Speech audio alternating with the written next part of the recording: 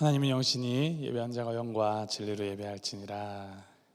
수요 3일 예배 나오신 모든 분들 주님의 이름으로 향합니다. 우리 말씀이 증거하고 있죠. 한 사람이 두 주인을 섬기지 못할 것이니. 그 두 주인이 누구와 누구인지 잘 아시죠? 이렇게 경쟁하고 있는 두 주인이 누구와 누구죠? 하나님과 재물이라고 기록이 되어 있습니다. 그런데 이 재물은 결국에는 자신을 치장하는 이 나로 치환이 될 수 있을 것 같습니다. 결국에는 이 항상 우리 안에서 긴장을 만들어내고 갈등을 빚어내는 두 주인은 하나님 그리고 나, 이 두 개가 늘 우리 가운데에서 싸우고 있다는 것이죠. 누구를 택하시겠습니까? 나를 택하시겠습니까? 하나님을 택하시겠습니까? 성경이 말하는 답은 너무나 자명하죠. 우리 이 시간 이 예배 나아갈 때 우리의 주인 되신 그 하나님을 왕으로 삼고 하나님만을 향하여서 나아가는 우리 모두가 되기를 간절히 소망합니다. 우리 함께 기도하시면서 예배 시작하도록 하겠습니다. 사랑해 주 하나님 아버지, 우리의 왕 되시고 우리의 주인 되신 우리 하나님 아버지만을 바라며 나아갑니다. 우리를 이 자리까지 인도하여 주시고 주님께 예배할 수 있는 놀라운 특권을 허락하여 주시니 주님 감사합니다. 우리에게 모든 것을 허락하신 그 은혜, 그것이 하나님으로부터 말미암은 것임을 다시 한번 되새기면서 모든 것의 주인 되신 주님 앞으로 나아갑니다. 주님, 이 시간 좌정하여 주셔서 우리의 왕 되어 주시고 이 시간 우리의 마음을 주님 움직여서 주님께 활짝 열어서 주님만 섬기고 주님만 영광 돌리는 이 시간 될 수 있도록 주님 인도하시고 함께하여 주시옵소서. 이 시간 이 자리가 주님의 것이오니 주님 역사하여 주시고 우리가 우리의 것을 내려놓고 오직 하나님만을 왕 삼는 놀라운 그 주님의 역사가 우리 가운데 일어날 수 있도록 인도하여 주시옵소서. 감사드리며 예수님의 이름으로 기도합니다. 아멘. 우리 함께 찬양할 때 주의 손에 나의 손을 포개고라는 찬양으로 함께 합니다. 주님의 손에 나의 손을 포개는 것이지 나의 손을 위하여서 주님의 손을 끌어오는 것이 아님을 기억하면서 우리 함께 주님 앞에 찬양하며 나갑니다.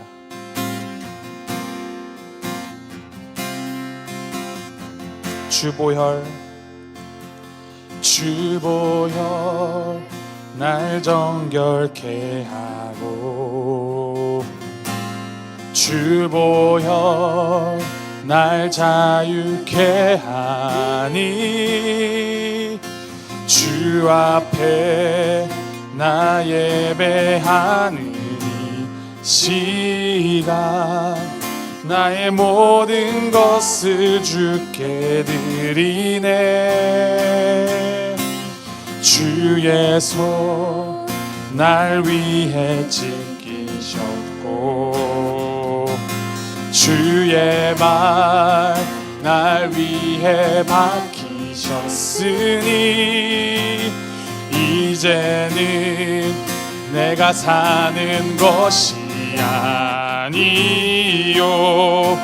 오직 주를 위해 사는 것이라.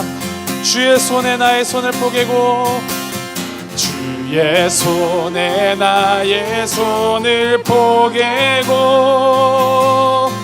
또 주의 발에 나의 발을 포개요. 나 주와 함께 죽고 또 주와 함께 살리라. 영원토록 주 위에 살리. 주의 손에 나의 손을 포개고 또 주의 발에 나의 발을 포개요. 나 주와 함께 죽고 또 주와 함께 살리라. 영원토록 주 위에 살리라. 주 위에 살리라. 다시 처음부터 한번 찬양하시겠습니다. 주보혈 날 정결케 하고 주보혈 날 자유케 하니 주 앞에 나 예배하는 이 시간 나의 모든 것을 주께 드리네. 주의 손 날 위해 지키셨고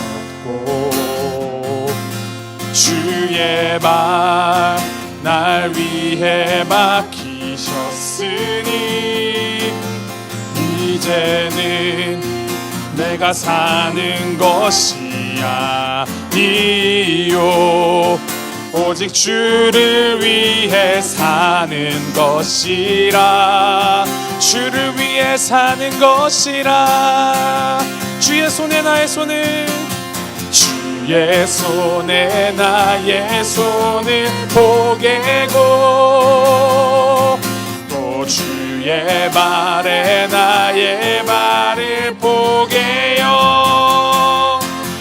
나 주와 함께 죽고 또 주와 함께 살리라. 영원토록 주 위에 살리라. 주의 손에 나의 손을 포개고 또 주의 발에 나의 발을 포개요. 나 주와 함께 죽고 또 주와 함께 살리라. 영원토록 주. 다시 한번 우리 기도하는 마음으로 고백합니다. 주의 손에 나의 손을 또 주의 손에 나의 손을 포개고 또 주의 발에 나의 발을 포개요. 나 주와 함께 죽고 또 주와 함께 살리라. 영원토록 주 위에 살리라. 주 위에 살리라. 나 주와 함께 죽고 주와 함께 죽고 또 주와 함께 살리라. 영원토록 주 위에 살리라. 주 위에 살리라. 아멘.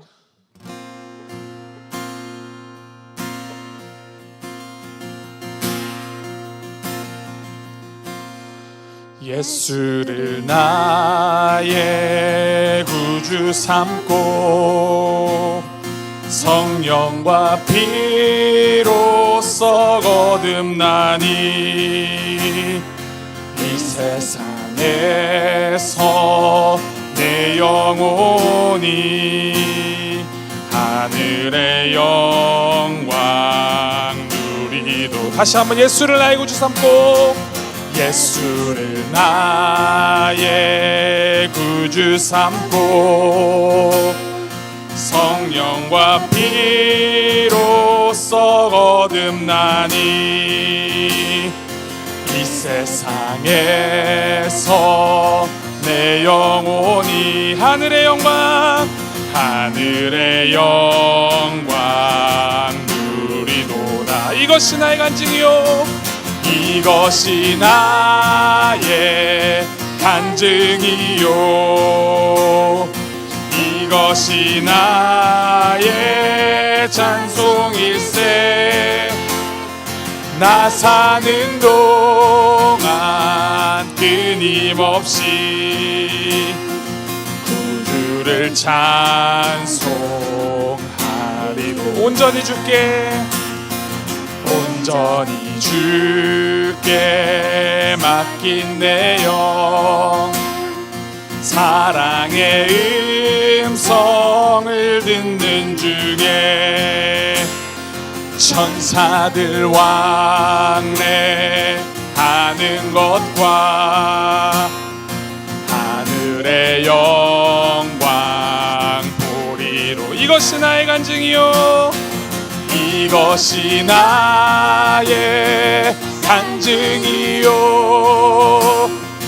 이것이 나의 찬송일세. 나 사는 동안 끊임없이 구주를 찬송하리로다. 주 안의 기쁨, 주 안의 기쁨 누림으로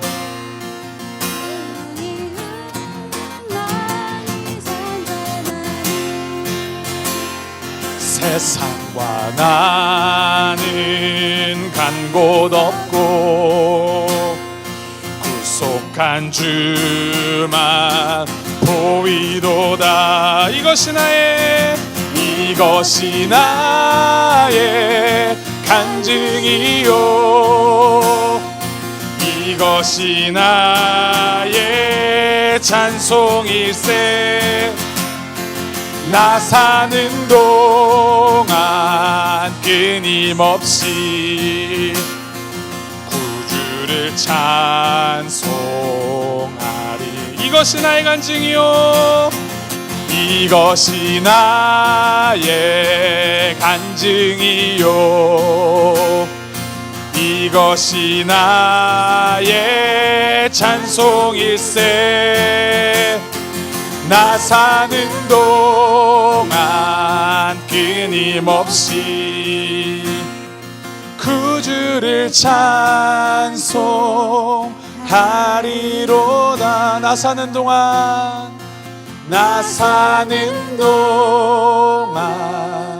끊임없이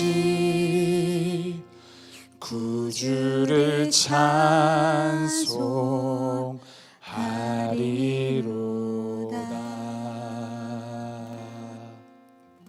무엇이 여러분의 간증입니까?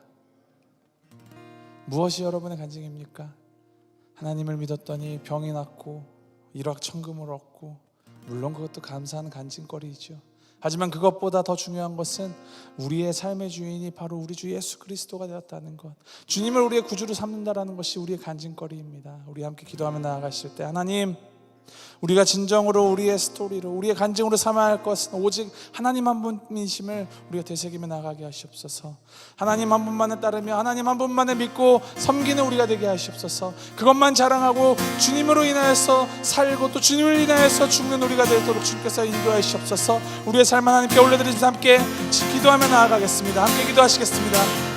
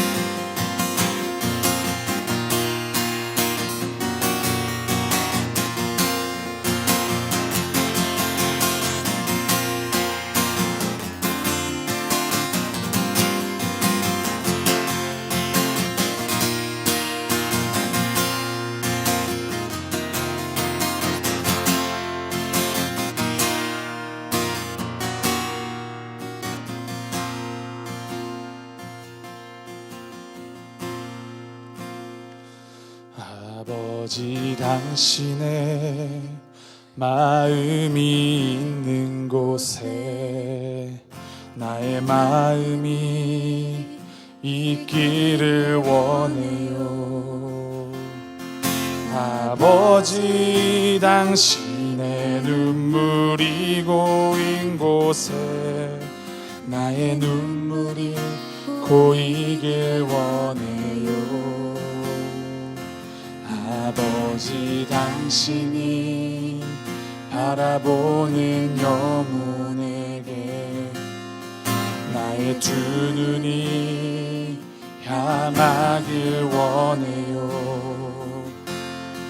아버지, 당신이 울고 있는 어두운 땅에 나의 두 눈이 향하길 원해요. 나의 마음이 아버지의 마음 알아. 내 모든 뜻 아버지의 뜻이 될 수 있기를. 나의 온 몸이 아버지의 마음 알아. 내 모든 삶 당신의 삶. 다시 한번 처음부터 찬양합니다. 아버지 당신의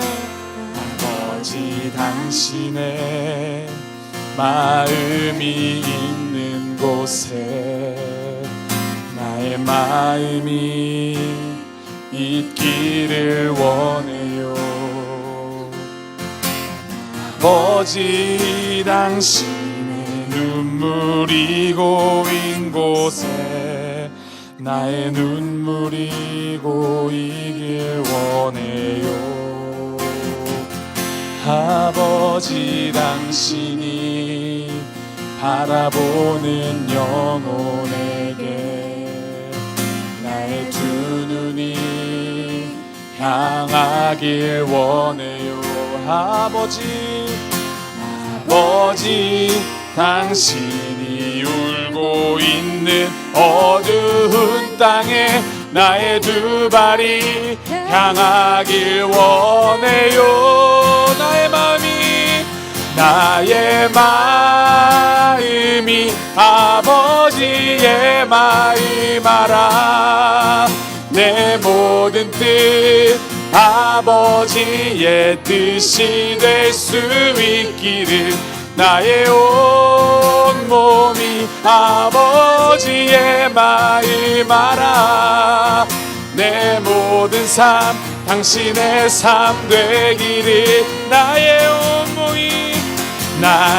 마음이 아버지의 마음 알아. 내 모든 뜻 아버지의 뜻이 될 수 있기를. 나의 온 몸이 아버지의 마음 알아. 내 모든 삶 당신의. 다시 한번 고백합니다. 나의 마음이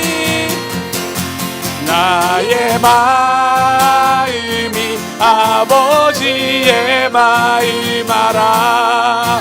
내 모든 뜻 아버지의 뜻이 될 수 있기를. 나의 온 몸이 아버지의 마음 알아. 내 모든 삶 당신의 삶 되기를. 내 모든 삶 당신의 삶 돼. 다시 한번 내 모든 삶 당신의 삶 되기를.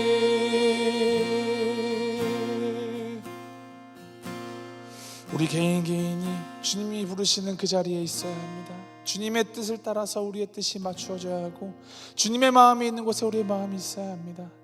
우리 개개인의 삶의 자리도 중요한데 우리 교회를 향한 하나님의 마음 우리가 알기를 원합니다. 우리 시간 함께 교회를 위해서 기도하면서 나아가실 때, 하나님 지난 50년간 이 자리에 서온 이 볼티모어 교회 주님께서 이루어 주시고 주님께서 이끌어 가셨음에 감사합니다.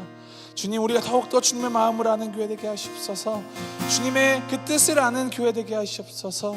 이제 곧 정진보 목사님 오셔서 이제 이 교회에 또 다른 새로운 장을 열어갈 터인데, 하나님 그 가운데에서 사람이 드러나는 것이 아니라, 사람의 뜻이 관철되는 것이 아니라 오직 하나님의 뜻이 온전히 드러나고 하나님의 뜻에 더욱더 마음을 기울이는 우리 모두가 될 수 있도록 주께서 인도하시옵소서. 주님의 뜻을 따르기 위해서 모든 것을 내어내는 우리가 될 수 있도록 주께서 인도하시고 함께 하시옵소서.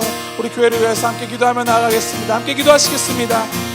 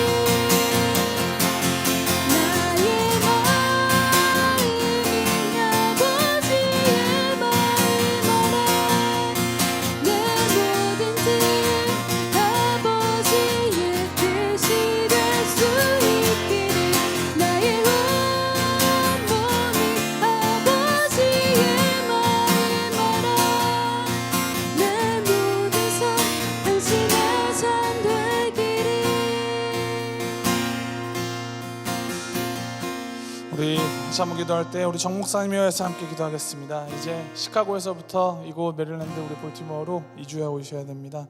그 모든 과정 가운데 하나님의 은혜와 인도하심이 있도록 모든 과정이 순탄하게 안전사고 없이 잘 이루어지도록, 특별히 목사님 이제 새로 사역을 시작하실 때 정말 힘있게 시작할 수 있도록 주님께서 그 컨디션 관리해 주시고, 무엇보다도 하나님의 마음을 더 알고 하나님의 그 마음을 우리 교회에 더욱더 심어내는 우리 귀한 목사님 될 수 있도록 주님 인도해 주시옵소서. 우리 정 목사님과 정 목사님 가정을 위하여서, 그 이주 과정을 위하여서 우리 함께 중보하면서 기도하겠습니다. 함께 기도하시겠습니다.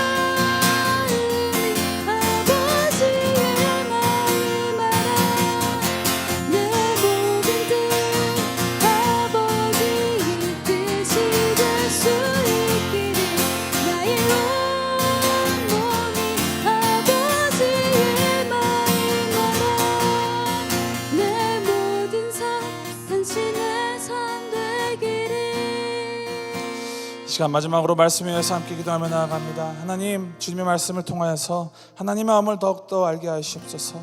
주님, 우리의 작음을 알고 하나님의 크심을 알아가는 시간 될 수 있도록 주님께서 인도하여 주시옵소서. 말씀 전하는 자의 부족함 주님께서 가려주시고, 그 부족함을 통하여서도 역사하시는 그 하나님을 기대하면서 오늘 이 자리 가운데 우리의 삶을 변화시키고 우리 삶을 더욱더 주님께로 나아가게 하는 놀라운 역사가 주님 함께 하시옵소서, 있게 하시옵소서. 우리 함께 기도하며 마음을 준비하시면서 함께 나아가겠습니다. 함께 기도하시겠습니다.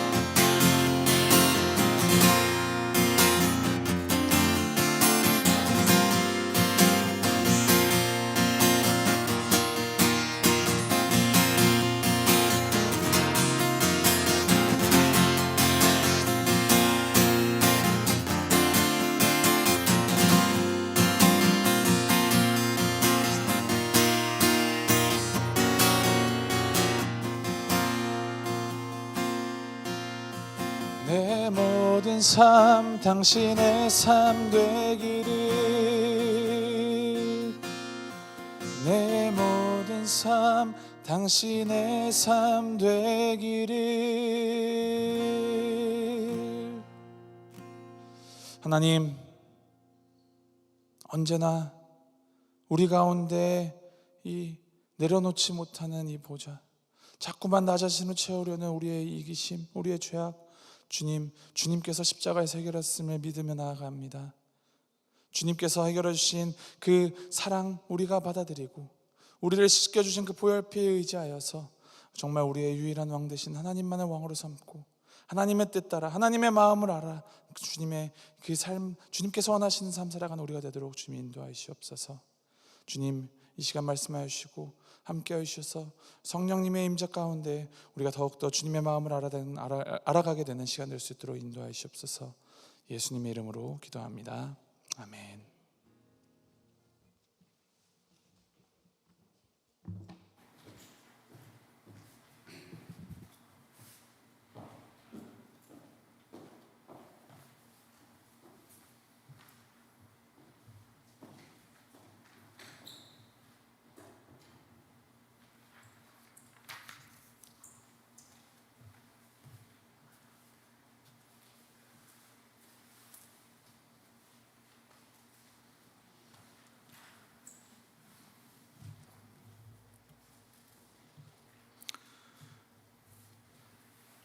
지난 주일에 대청소 이후에 조금 변했죠, 교회가.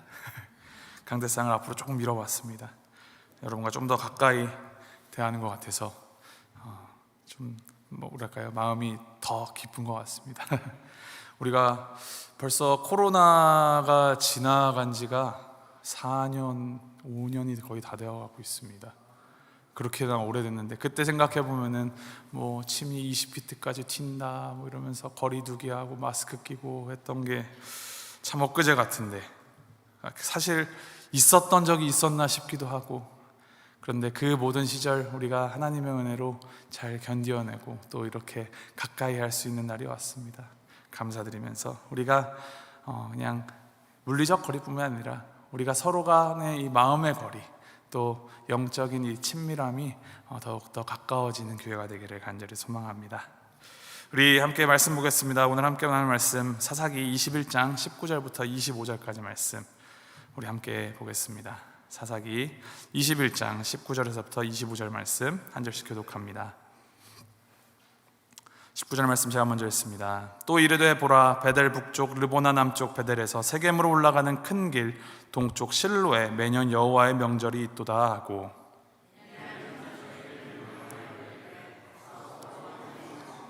보다가 실로의 여자들이 춤을 추러 나오거든 너희는 포도원에서 나와서 실로의 딸 중에서 각각 하나를 붙들어 가지고 자기의 아내로 삼아 베냐민 땅으로 돌아가라.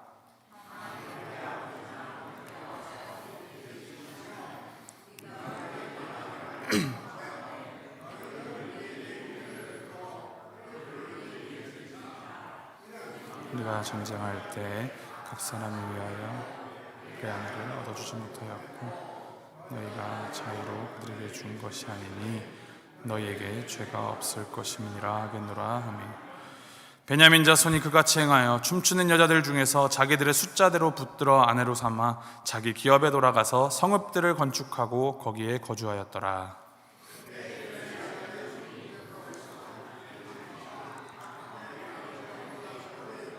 곧 각기 후에서 나와서 자기의 기업으로 돌아갔더라. 25절 함께 읽습니다.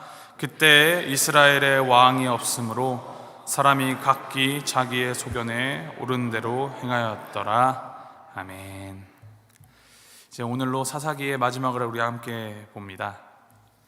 지금까지 사사기를 읽어오시고 또 묵상하시면서 함께 나누면서 무엇을 느끼셨습니까? 무엇을 배우셨습니까? 무엇을 삶에 적용하셨습니까? 이 사사기를 관통하는 아주 커다란 질문이 있다면 Who am I? 우리가 누구인가? 사실 이 who라는 질문 안에는 Where do we belong? 우리가 어디에 속하였는가라는 것이 포함되어 있는 질문입니다. 이 Who am I가 하나의 질문이라면 또 다른 하나 For what? Why? 무엇을 위하여 우리가 살아가는가? 이 두 가지 질문에 대한 이 인간의 아주 적나라한 모습이 사사기에 기록되어 있음을 유념해야 합니다. 우리는 어디에 속한 자들입니까? 우리의 소속이 어디입니까? 우리는 하늘의 시민권을 가진 하늘에 속한 사람들입니다. 그러면 사람들이 나를 봤을 때 나를 보고 저 사람이 하늘에 속한 사람이구나 라고 생각을 할까요?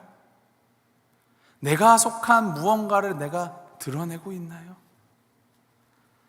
예를 들면은 공군에 속한 사람은 공군 제복을 입을 것이고, 육군에 속한 사람은 육군 제복을 입을 것이지요.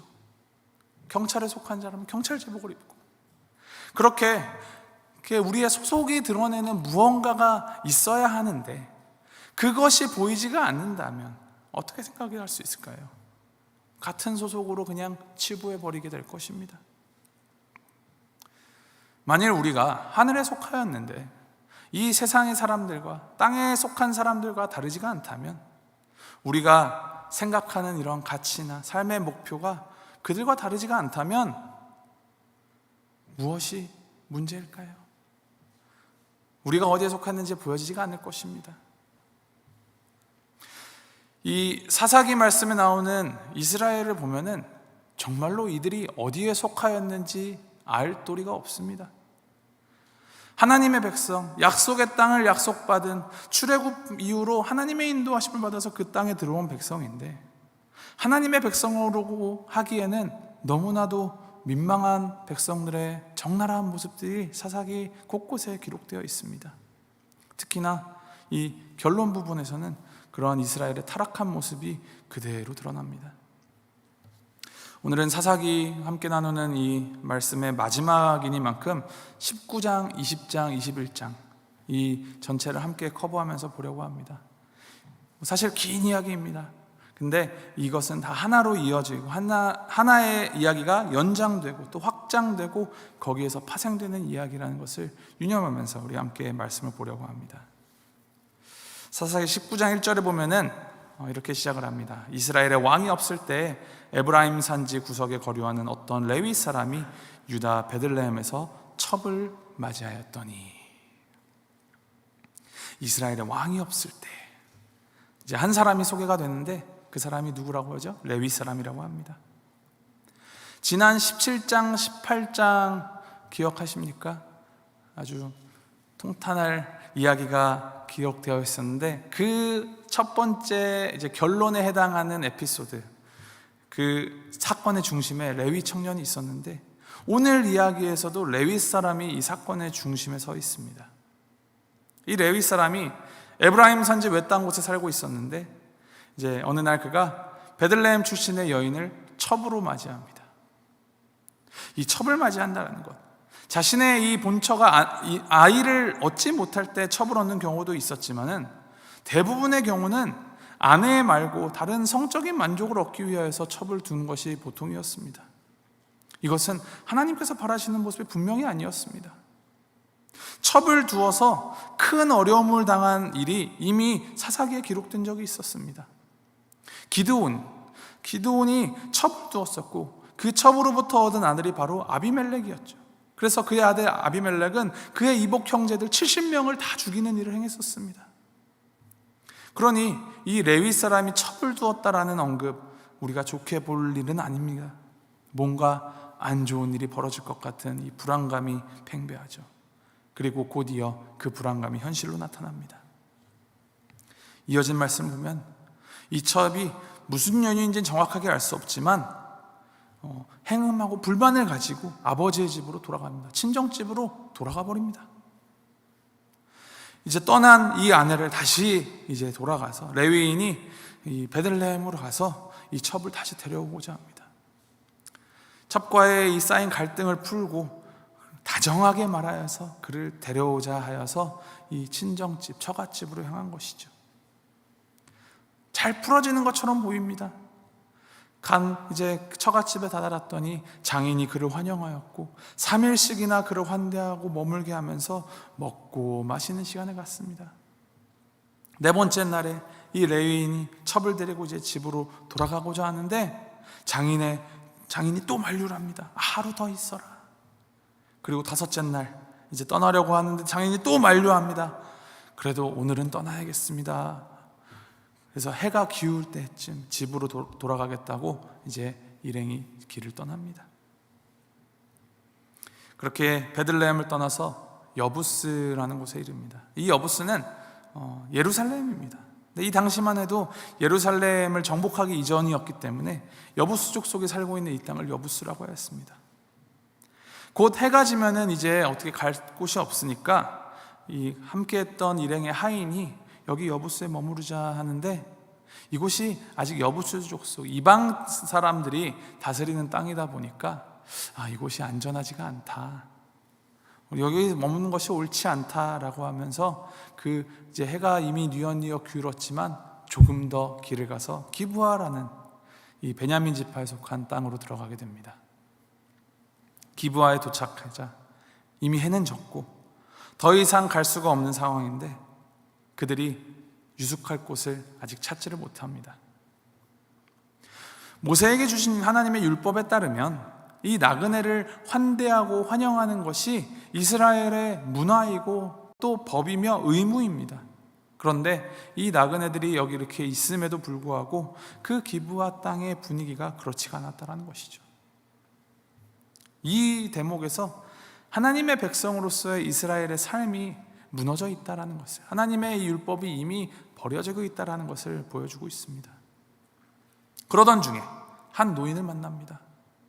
19장 말씀을 보면은 이 노인은 베냐민 지파 땅에 살아가지만 베냐민 지파 사람이 아니라 에브라임 사람입니다. 에브라임 사람인데 이 기브아에 머물고 있었습니다. 그러니까 말하자면 이 베냐민 사람들은 이 나그네에게 관심이 없었고 타지에 정착한 이 노인만이 이들에게 호의를 베풀었던 것입니다. 이제 노인의 호의로 그 노인의 집에서 하룻밤 편히 보낼 수 있을 거라고 안심하는 순간, 이 기브아에 살던 이 불량배들이 그 집에 찾아와서 이 손님을 끌어내라고 합니다. 이 레위인 겁탈하고 아주 혼쭐을 내겠다라는 거죠. 이 모습이 어디에야 많이 겹쳐 보이지 않습니까? 창세기 19장 소돔과 고모라에서 벌어지던 그 일이 이 사사기 19장에서 그대로 재현되고 있습니다. 롯의 집에 천사들이 갔을 때 소돔 사람들이 했었던 일과 똑같습니다. 이 일로 인하여서 소돔은 하나님의 무시무시한 심판을 받았습니다. 그런데 이와 똑같은 일이 다시 벌어지고 있습니다. 심지어 베냐민 지파, 이스라엘 땅 안에서 이스라엘 사람들이 이런 일을 자행하고 있습니다. 하나님의 율법을 받았고 그 은혜를 경험하였으며 하나님이 어떤 분이신지, 하나님이 자신들을 위해 어떤 일을 하셨는지 아는 사람들이 그 은혜를 무시하고 하나님의 사랑에 반역하여서 이런 죄를 자행하고 있다는 것입니다. 하나님의 은혜를 받은 백성이 소돔과 고모라와 다르지가 않습니다. 어디 속한 사람입니까? 무엇을 따르는 사람입니까? 질문을 할 수밖에 없는 상황입니다. 19장 23절 24절 우리 함께 읽겠습니다. 23절 24절 한 목소리를 읽습니다. 시작. 집주인 그 사람이 그들에게로 나와서 이르되 아니라 내 형제들아 이 사람이 내 집에 들어왔으니 이런 망령된 일을 행하지 말라. 보라, 여기 내 처녀딸과 이 사람의 첩이 있은즉 내가 그들을 끌어내리니 너희가 그들을 욕보이든지 너희 눈에 좋은 대로 행하되 오직 이 사람에게는 이런 망령된 일을 행하지 말라 하나. 네, 여기까지. 이 집주인 노인이 악을 행하지 말라, 망령된 일을 하지 말라라고 말하면서 자신의 딸과 이 레위 사람의 첩을 대신 내어주려고 합니다. 이 노인이 하는 말 가만히 보면 상당히 충격적입니다. 욕보이든지 너희 눈에 좋은 대로, 너희 마음대로 누구에게? 자신의 딸과 이 첩에게 하라는 겁니다. 다만 이 레위 사람에게는 아무 일도 하지 말라 합니다. 이것은 이 노인이 가지고 있었던 이 여성에 대한, 여자에 대한 그릇된 생각을 할 수가 있습니다. 당시 그냥 너무나도 만연한 분위기에 편승하여서 이 자는 여자에 대해서 그저 남자의 소유물, 재산 정도로 생각을 하고 있습니다. 그래서 이 악한 일을 막으려고 하면서 또 다른 악한 일을 행하려고 하는 것입니다. 노인이 이런 간청을 하는데도 이 불량배들이 말을 듣지가 않습니다. 그래서 25절에 이렇게 기록합니다. 제가 읽어드립니다. 무리가 듣지 아니하므로 그 사람이 자기 첩을 붙잡아 그들에게 밖으로 끌어내매 그들이 그 여자와 관계하였고 밤새도록 그 여자를 능욕하다가 새벽 미명에 놓은지라. 너무나도 끔찍한 일이 벌어집니다. 인간의 죄악된 본성, 이 본성이 하나님이 만드신 그 하나님의 형상을 짓밟으며 망가뜨립니다. 하나님에 대한 두려움과 경외심을 다 잃어버리고 자기 마음대로 그냥 자기의 쾌락의 노예가 되어서 죄의 종이 되어버렸습니다. 상식도 인간성도 다 말살당했고 폭력과 쾌락만이 낭자합니다. 더 끔찍한 것은 무엇인지 아십니까? 이 레위인이 자신의 안전을 위해서 이 첩을 끌어다 내어주었다라는 것입니다.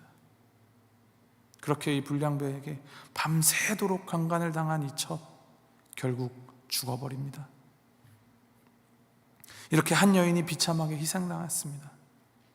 그런데 이 희생까지도 레위 사람은 너무나도 이기적이게 자신의 복수를 위하여서 이용을 합니다. 죽은 이 여인의 시체를 나귀에 싣고 집으로 돌아와서 이 레위 사람은 그 시체를 12조각으로 동강합니다. 12조각으로 나누고 이스라엘 각 지파 사방으로 두루두루 보냅니다. 이것을 받아든 이스라엘 전역이 충격에 빠집니다. 30절에 이렇게 기록합니다. 그것을 보는 자가 다 이르되 이스라엘 자손이 애굽 땅에서 올라온 날부터 오늘까지 이런 일은 일어나지도 아니하였고 보지도 못하였도다. 이 일을 생각하고 상의한 후에 말하자. 이 희생당한 여인의 비참함을 두고 어떤 한 주석에서는 이렇게 설명을 합니다. 성경의 모든 인물들 가운데 이 여인이 가장 작은 자입니다. 자신을 욕보이는 이야기의 맨 처음과 끝에 나오는 이 여인은 남자들의 세상 가운데 홀로 있습니다. 이야기의 다른 인물들은 그녀의 사람됨을, 그녀의 인간성을 인식하지 못합니다. 그녀는 재산이었고 사물 취급을 당할 뿐입니다. 이름도 없고 말도 없고 힘도 없습니다. 그녀를 도와줄 친구도, 죽음을 슬퍼해 주는 친구도 없습니다. 자기들끼리 그녀를 주고받으면서 남자들은 그녀를 철저히 죽입니다. 사로잡히고 배반당하고 능욕당하고 고문당하고 살해당하고 몸이 찢기고 또 그 몸이 흩어집니다.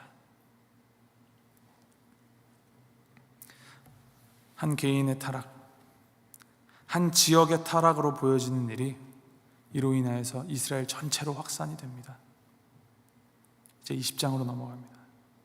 12덩이로 나뉜 이 첩의 시체를 받아든 이스라엘의 지파들이 이 심각성에 대하여서 논의를 하고자 모입니다. 이 사건의 진상을 파악하고 죄악을 저지른 이 베냐민 지파에 대하여서 어떻게 우리가 해야 될까 논의를 하려고 베냐민 지파만 빼고 모입니다. 도대체 무슨 일이 있었는지를 이 시체를 조각내어 보낸 레위인에게 묻고, 이 레위인은 자신이 당한 일을 이 이스라엘 지파들 앞에서 다 이야기를 하는데 정말 가감없이 하는 것이 아니라 자기의 감정대로, 자기가 유리한 대로 이야기를 합니다.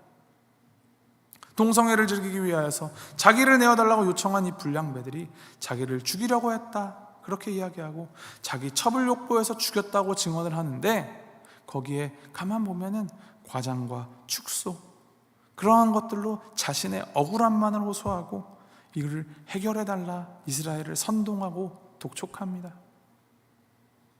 이 말을 들은 이스라엘 사람들, 이 레위 사람의 말대로 움직이기 시작합니다. 그 말씀이 20장 8절부터 10절에 기록되어 있습니다. 우리 함께 읽어볼까요? 함께 읽겠습니다. 시작. 모든 백성이 일제히 일어나 이르되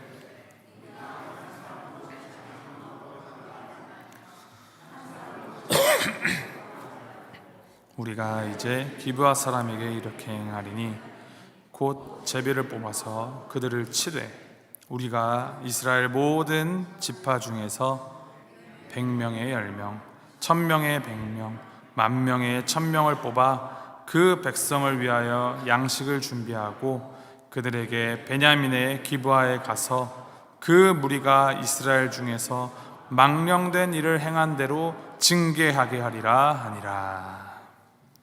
베냐민을 징계하기 위하여서 병사들을 모읍니다. 뒤에 나오는 말씀 보면은 이때 모여든 병사가 자그마치 40만 명입니다. 그 중에 4만 명은 이제 보급을 맡기고 36만 명이 이제 칼을 들고 나섭니다.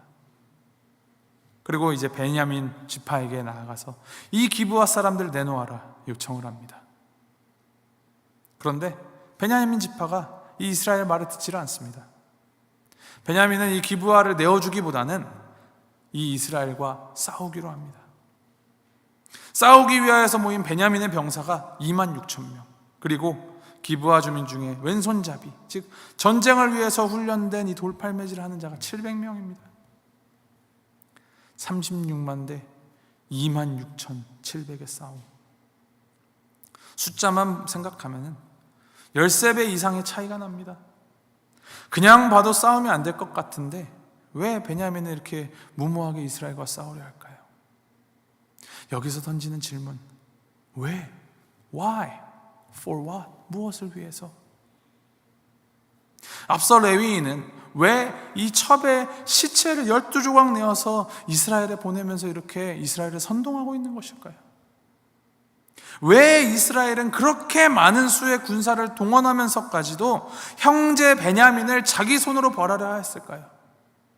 왜 베냐민은 되도 않을 것 같은 싸움에 나서면서 자기의 안에서 벌어진 악을 바로잡지 않고 이 악을 품어주면서 이스라엘과 싸우려 할까요?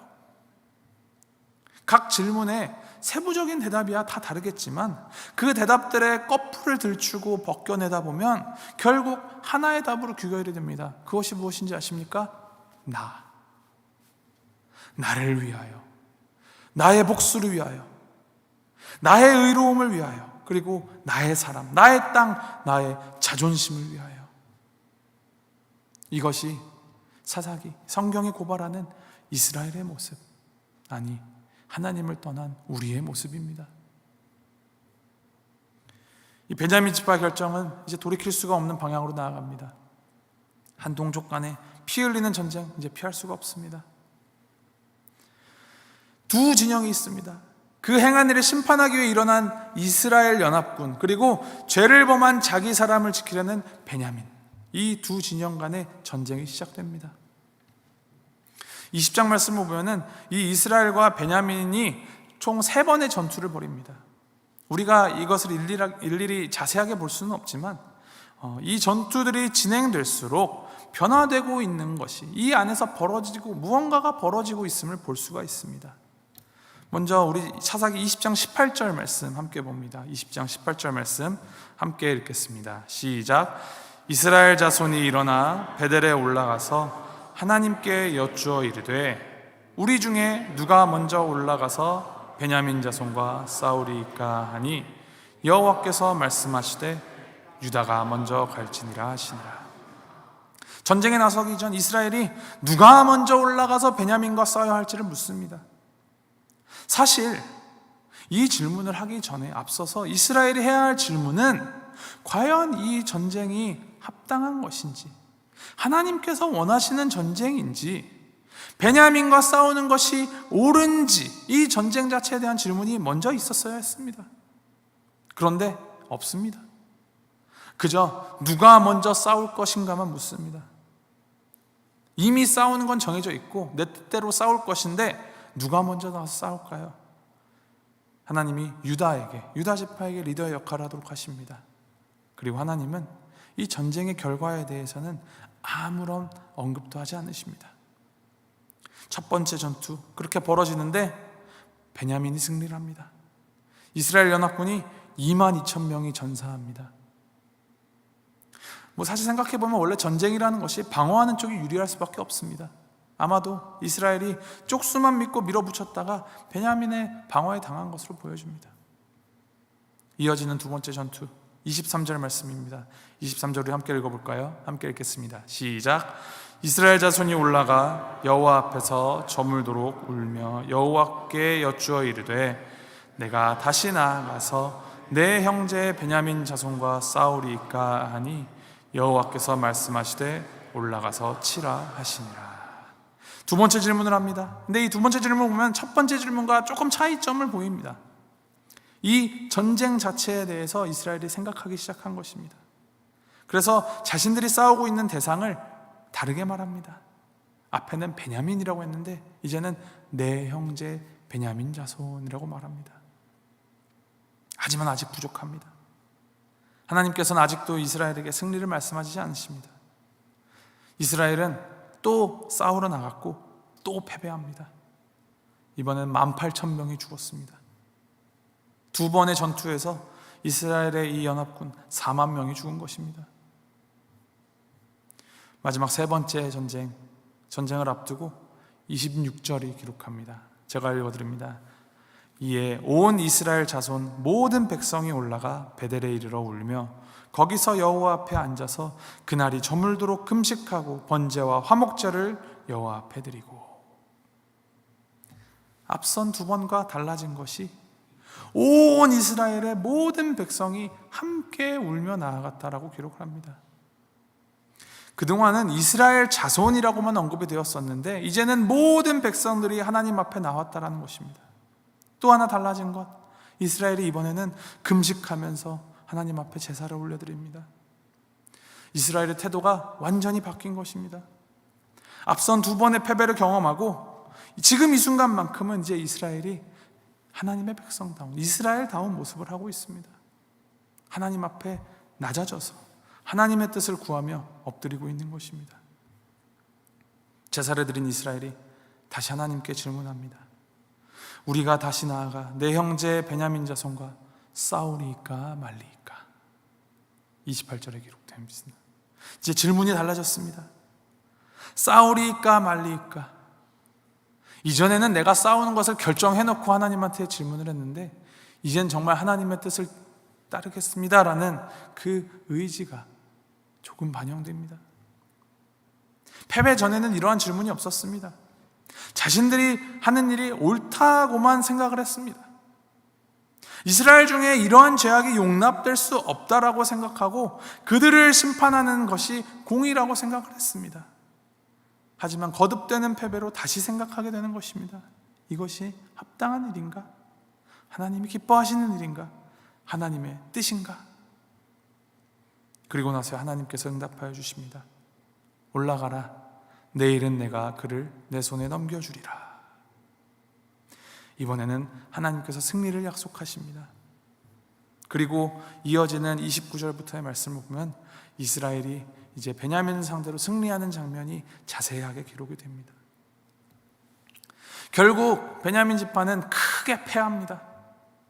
잘 싸우던 베냐민이 왜 패배하였을까? 이스라엘이 정신을 차리고 전략을 제대로 세워서 제대로 싸웠기 때문이었을까요? 아닙니다. 결국엔 베냐민을 치신 것은 하나님이십니다. 하나님이 이스라엘을 사용하셔서 베냐민을 심판하셨고, 베냐민뿐만이 아니라 베냐민을 치기 위해 모였던 이스라엘도 이 앞선 두 번의 패배를 허락하시면서 그들을 일깨우셨습니다. 이스라엘 연합군이 결국엔 승리를 합니다. 여기서 끝나면 좋으련만 또 다른 큰 문제가 발생을 합니다.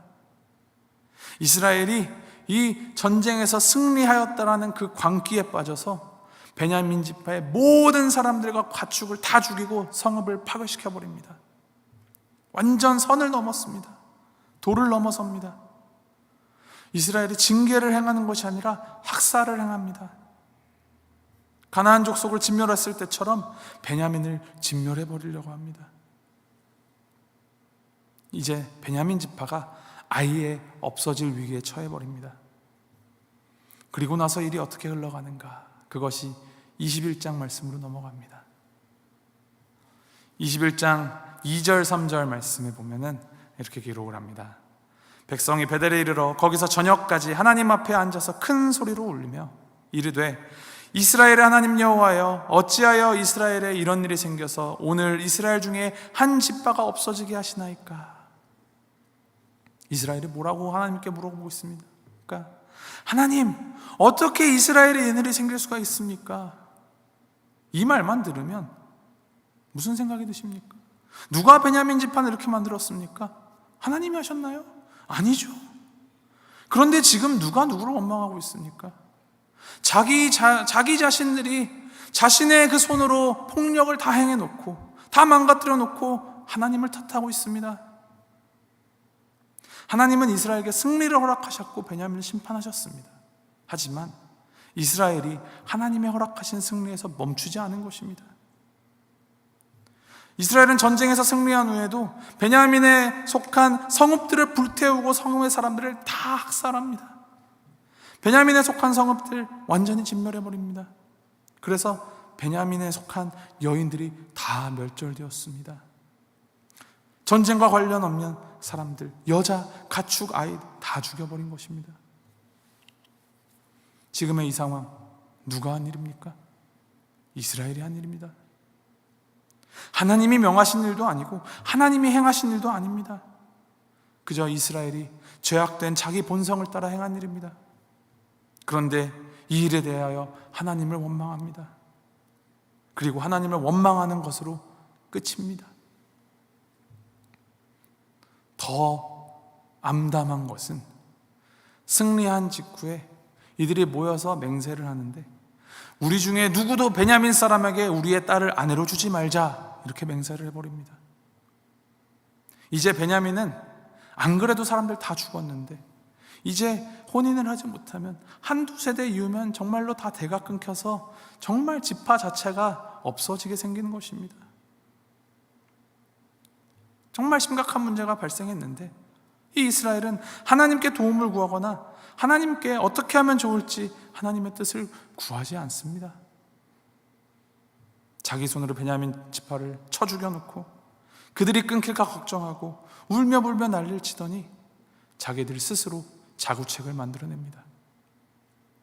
그들이 만들어낸 자구책이 총 2가지가 있는데, 첫 번째, 이스라엘이 이 미스바에 모였을 때, 이 회의를 위해서 모였을 때 오지 않은 사람들이 있었는데 야베스 길르앗이라는 사람들입니다. 야베스 길르앗은 한 사람도 여기에 동참하지 않았습니다. 맹세할 때 그 자리에 없었으니 이 야베스 길르앗의 딸들은 베냐민에게 주어도 된다라고 얘기를 합니다. 이 미스바에 오지 않았으니까 이들을 심판하는 것이 정당하다라는 것이죠. 그래서 이 베냐민 사람들에게 이 야베스 길르앗 사람들을 다 죽이고 이 여자들을 사로잡아서 너희들의 아내로 삼으라 합니다. 그들이 생각한 대책이 바로 이것입니다. 그리고 그대로 행합니다. 사사기 21장 12절에 이에 대해서 기록합니다. 그들이 야베스 길르앗 주민 중에서 젊은 처녀 400명을 얻었으니 이는 아직 남자와 동침한 일이 없어 남자를 알지 못하는 자라. 그들을 실로 진영으로 데려오니 이곳은 가나안 땅이더라. 여기서 주목해야 할 단어, 이곳은 가나안 땅이더라. 사사기 기자 이스라엘을 향한 평가입니다. 하나님의 백성으로서 가나안을 정복하고 그 땅을 차지했지만 여전히 그 땅이 가나안 땅입니다. 이스라엘 백성들이 살고 있는데 여전히 그 땅이 가나안 땅입니다. 무슨 말입니까? 이 이스라엘이 약속의 땅처럼 하나님의 백성답게 사는 것이 아니라 가나안 족속들의 삶의 방식을 가나안처럼 살고 있었다라는 것입니다. 이스라엘이 가나안을 이스라엘로 만드는 것이 아니라 가나안이 이스라엘을 물들여서 가나안으로 만들어 버렸습니다. 그리고 생각하는 2번째 대책, 그것이 21장 22절에 기록되어 있습니다. 우리 한 목소리로 좀 읽어볼까요? 함께 읽겠습니다. 시작. 만일 그의 아버지나 형제가 와서 우리에게 시비하면 우리가 그에게 말하기를 청하건대 너희는 우리에게 은혜를 베풀어 그들을 우리에게 줄지니라. 이는 우리가 전쟁할 때 각 사람을 위하여 그의 아내를 얻어주지 못하였고 너희가 자의로 그들에게 준 것이 아니니 너희에게 죄가 없을 것임이라 하겠노라. 이게 무슨 말이냐? 우리가 함께 읽은 본문에 나와 있습니다. 매년 이 여호와의 명절, 쉽게 말하면 하나님에 대한 이 감사의 축제가 있는데 축제일이 되면은 이 실로의 여자들이 이제 춤을 추러 나왔습니다. 이때 베냐민 사람들로 하여금 포도원에 숨어 있다가 이 실로의 여자들, 춤추러 나온 여자들을 납치해 가라. 그리고 너희의 아내로 삼아라 라는 말입니다. 우리가 허락해서 딸들을 준 게 아니라 베냐민 사람들이 와서 납치를 해간 것이니 우리는 맹세를 깨지 않았다. 우린 죄가 없다. 이 말입니다. 손바닥으로 하늘을 가리고 눈 가리고 아웅하는 거죠. 그렇게 많은 죄 없는 여인들이 너무나도 폭력적이고 잔인하게 물건 취급당하면서 이스라엘과 베냐민 양쪽으로부터 유린을 당하고 버림을 받았습니다. 처음 이스라엘이 무엇을 위해 모였습니까? 능욕을 당한 한 여인을 보고 이스라엘의 죄악을 바로잡자 모였습니다. 그래서 그들이 한 일이 무엇입니까? 그 죄악을 바로잡았습니까?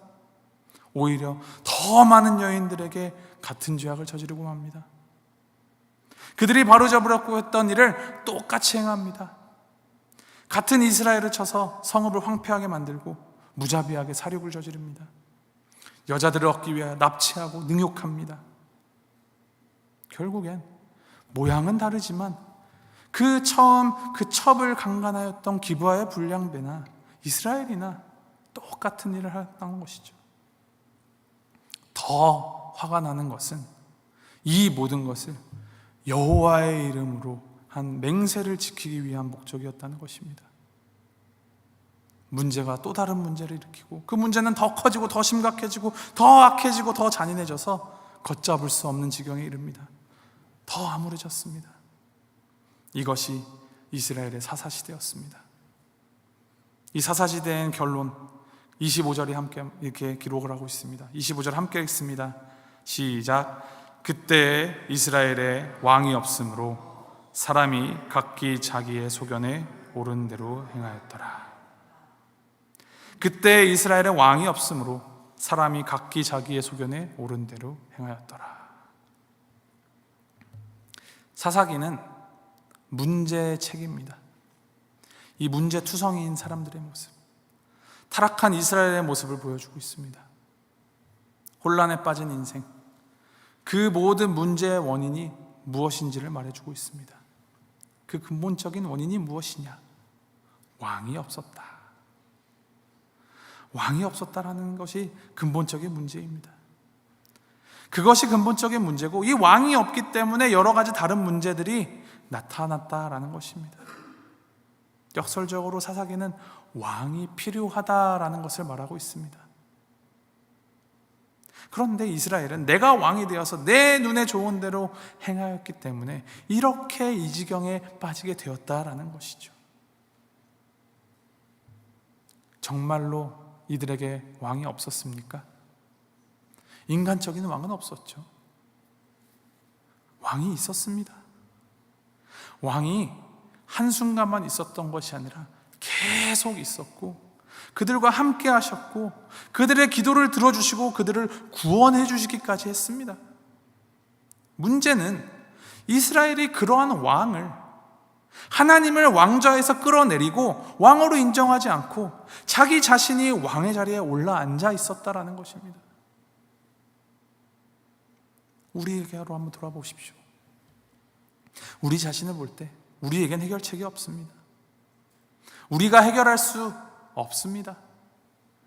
인생의 문제들 우리의 힘으로 해결 안 됩니다. 그래서 우리에겐 무엇이 필요합니까? 왕이 필요합니다. 그래서 하나님이 어떻게 하십니까? 왕을 준비하십니다. 인간이 그 왕좌에서 끌어내리려던 그 왕이 스스로 그 하늘 보좌를 버리고 가장 낮은 곳으로 오셨습니다. 바로 예수 그리스도, 우리의 유일한 왕으로 이 땅에 오셨습니다. 그리고 우리가 결코 해결할 수 없는 죄의 문제를 해결하여 주십니다.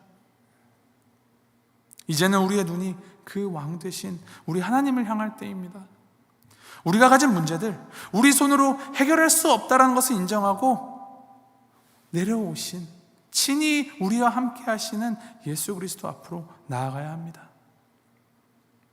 사사기 내내 반복되었던 그 사사기의 순환, 구원받으면 다시 죄로 돌아가는 그 순환의 고리를 이제는 끊어내고 영원하신 왕 중의 왕 되신 예수 그리스도 앞으로 나아가서 거룩과 순종의 삶을 쫓아가야 합니다. 오늘 이유를 살아가실 때 아마도 우리는 또 다른 문제에 마주하게 되겠지요. 그때 이 사사기를 떠올리십시오.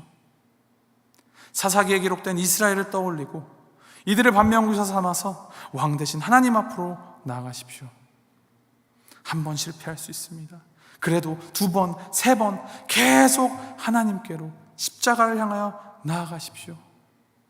그러면 우리의 왕 되신 하나님께서는 두 팔 벌려서 우리를 환영해 주시고 우리를 맞아 주십니다.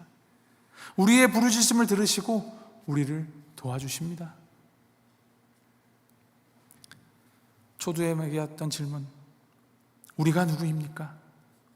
우리는 하나님의 백성, 하나님의 자녀입니다. 우리가 어디에 속하였습니까? 우리는 하나님께 속하였습니다. 우리가 무엇을 위하여 살아갑니까? 왜 살아갑니까? 하나님을 위하여 살아갑니다. 이것이 성경이 말해주는 그 거대한 질문의 정답입니다. 이것을 기억하시면서 절대로 우리를 포기하지 않으시는 완전하시고 신실하시며 영원한 사랑이신 예수 그리스도를 붙잡으면서 살아가는 우리가 되기를 간절히 소망합니다. 사사기를 하는 동안 계속 반복해서 한 찬양이 있죠. 여호와께 돌아가자, 여호와께 돌아가자. 이 찬양의 원제가 저기 쓰여 있습니다. Love never fails. 사랑은 절대 실패하지 않는다. 절대로 실패하지 않으시는 사랑, 그것은 우리가 가진 인간적인 사랑을 말하는 것이 아니라 예수 그리스도를 통하여 보이신 하나님의 사랑입니다. 그 마지막 부분에 가면 가사가 이렇습니다. 사랑은 오래 참고 자신을 내어주네. 서로 사랑할 때 세상은 주보내 사랑은 절대 지지 않네. 그 사랑이 우리를 향해 있음을 기억하시면서 우리 여호와께 돌아가자 함께 찬양하면서 정말로 말로만이 아닌 우리의 삶이 하나님께로 돌아가기로 결단하는 시간 우리 갖도록 하겠습니다.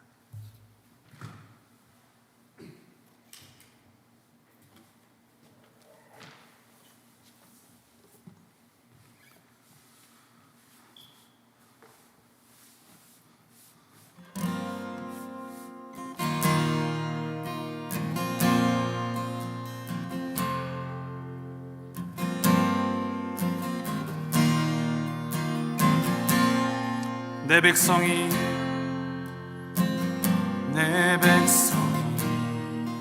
나를 떠나 돌아섰지만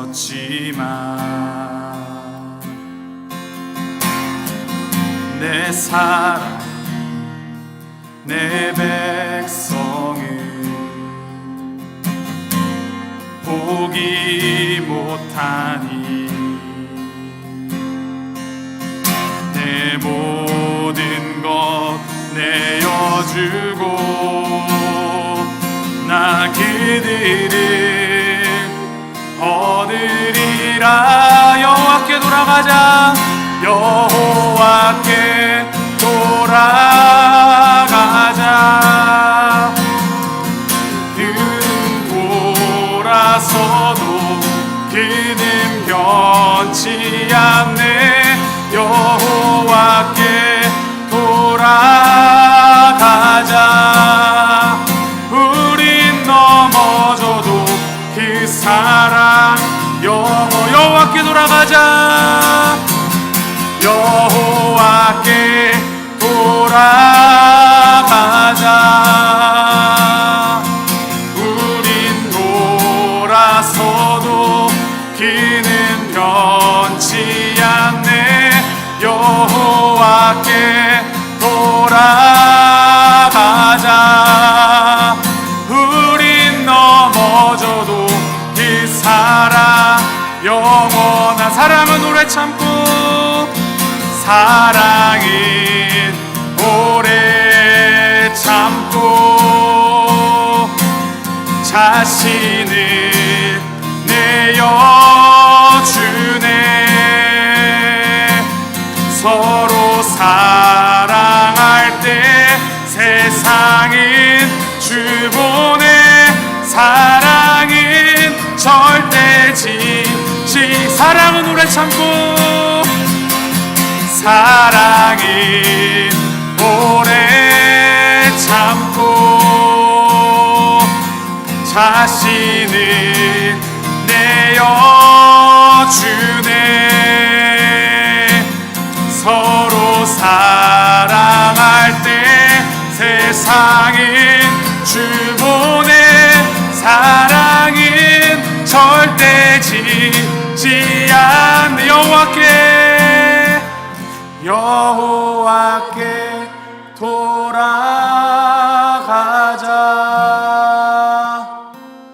우린 돌아서도 그는 변치 않네. 여호와께 돌아가자. 우린 넘어져도 그 사랑 영원하네.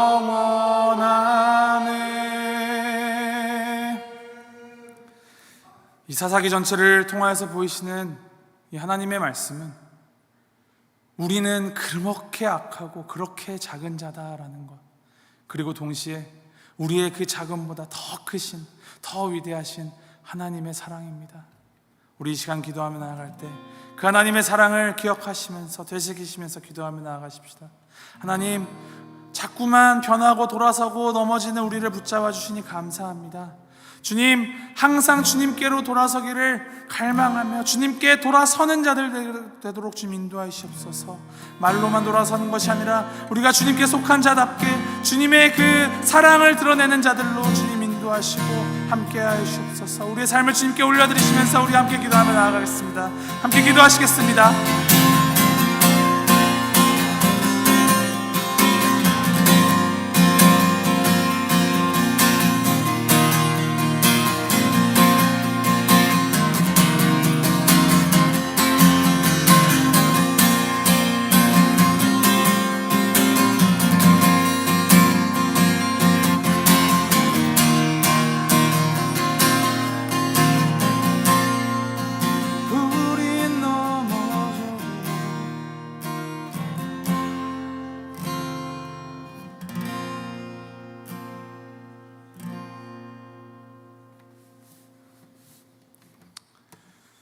하나님 아버지, 사사기를 통하여서 우리의 모습을 발견하게 됩니다. 하나님의 자녀라 말하지만 하나님의 자녀로서 합당치 못한 모습이 우리 안에 있음을 주님 앞에 고백합니다.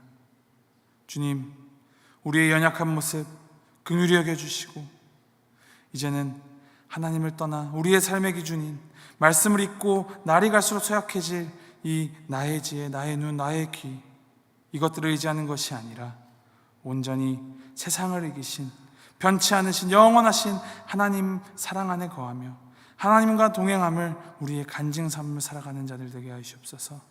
우리 각자의 삶의 자리 가운데에서 내가 하나님께 속한 자이다 라는 것을 삶으로 드러내어 보이는 하늘에 속한 하나님의 사람으로 살아갈 수 있도록 주님 인도하여 주시옵소서.